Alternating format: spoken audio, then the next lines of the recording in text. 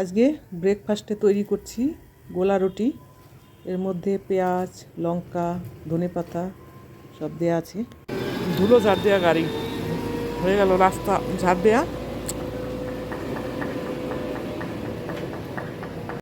নমস্কার বন্ধুরা, নমিতাস kitchen and blog চ্যানেলে আপনাদের সকলকে স্বাগত। দেখো আজকে কত শাক সবজি নিয়ে এসছে একবারে। এইসব এইখানটায় রাখলাম, এবারে রান্না করতে হবে। কুকারে বসিয়েছি ডাল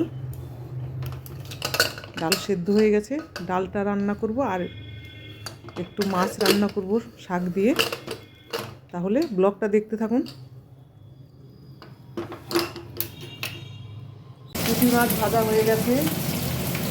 পুঁটি মাছ দিয়ে মেথি শাক, এর সঙ্গে গরম ভাত যা লাগবে না খেতে, দারুণ। আর একটা রান্না রয়েছে বাকি। দুপুরে খাওয়া দাওয়ার পরে বসলাম একটু রোদে, কিন্তু রোদের দেখো পাওয়ার নেই।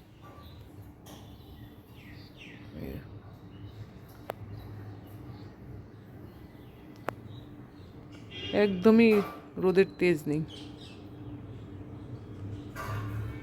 শীতের রোদে বসে কমলা লেবু খাওয়ার মজাই আলাদা।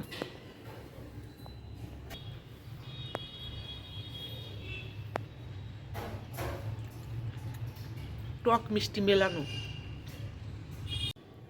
কমলা লেবু টক হলে হালকা একটু বিট লবণ লাগাও এইভাবে।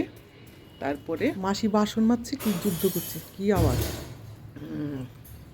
দারুণ। আজকে এক জায়গায় যাব, সবার মুখে শুনছি খুব ভালো হয়েছে, খুব ভালো হয়েছে। তাহলে আমরাও যাই, দেখে আসি। এখন বাজে বিকেল 4টে। রেডি হয়ে গেলাম, চলো যাই।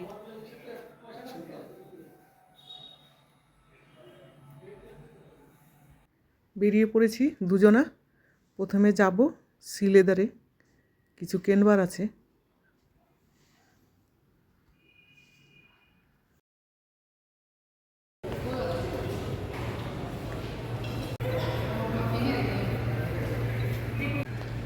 এখনো আধা ঘন্টা টাইম আছে, তাই দুজনা এখানে বসে রয়েছি। দেখো আমরা কোন মুভিটা দেখছি, নিশ্চয়ই তোমরাও দেখেছো। কতটা খালি দেখো, আজকে শুরুতে কত ভিড় ছিল, খুব খালি। হাফ টাইম, এখন আমরা কিছু খাচ্ছি। মুভি দেখে বেরোতে বেরোতে 9টা বেজে গেছিলো। এইখানটাই ডিনার সেরে নিয়েছি এগ রাইস আর হচ্ছে একটা ধোসা। এখানটায় ধোসা, ওইখানটায় রাইস। চলো এবারে ঘরের দিকে যাই। মুভি দেখা হলো, খাওয়া দাওয়া হলো।